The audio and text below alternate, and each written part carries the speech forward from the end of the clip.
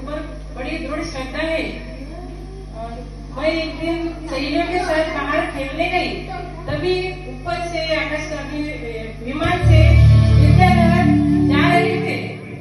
उन्हें मेरे रूप पर देखकर मोहित हो गए और उन्होंने मेरा अपहरण करके मुझे साथ लेकर चले गए। फिर हमारे पिताजी ने उन पर युद्ध कर उनका विमान तोड़ दिया और विद्याधर तो जान बचाकर भाग गए और मुझे वही बीच में छोड़कर चले गए। फिर क्या, मैं जा पहुंची एक घने जंगल में। जंगल इतना घना था, क्या करे, वहाँ पे कोई नहीं। माँ को पुकारा, हे माँ, मैं आपकी कोमल पुत्री, मुझे लेने आ जाओ ना माँ। वह पिताजी, आपने मुझे कभी भी अकेला नहीं छोड़ा, आ जाए ना मुझे लेने। आपके पास ऐसी सेना नहीं जो मुझे यहाँ से निकाल सके पिताजी। भैया, मैं आपकी लाडली बहन, आ जाओ ना मुझे लेने, मुझे ले जाओ ना भैया।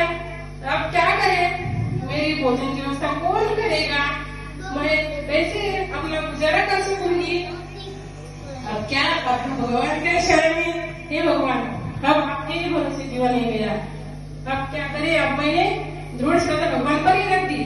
जो पेड़ के फल गिरते उसे खाकर मैं अपना उपवास करती, 2 दिन भूखे रहकर जो सूर्य से गर्म होगा वो जल लेकर आसुक जल से अपना पालना करती, उपवास की पालना करती। फिर कभी इतनी ठंड लगती थी कि सहन नहीं होती, कभी गर्मी कभी वर्षा, कई साल बीत गए, कोई भी लेने नहीं आया। फिर क्या करे, फिर मैंने संलेखना का व्रत धारण कर लिया। संलेखना व्रत धारण कर लिया। 6 दिनों के बाद उसी जंगल के ऊपर से विद्याधर जा रहे थे। उन्होंने मुझे देख लिया। हे पुत्री, हे राजकुमारी, आप यहाँ अकेले क्या कर रही है, चलिए हमारे साथ। हमने तो बोल दिया, हमारा व्रत है दिव्रत कि 100 हाथ अंतर के बाहर नहीं जाएंगे। हमने व्रत धारण कर लिया। इतना सुनते ही विद्याधर राजमहल पहुंच गए और राजा को, हमारे पिताजी को सब हुई घटना बता दी। पिताजी बोले, पिताजी ने जैसे ही सुन लिया वैसे ही पिताजी अपनी सेना सहपरिवार के साथ जंगल में आ पहुंचे। और देखते तो क्या, मैं अनकसना अजगर के मुंह में अजगर का भोजन बन चुकी हूँ। अब क्या करे, पिताजी अस्त व्यस्त हो गए। पिताजी ने अस्त्र उठा लिया।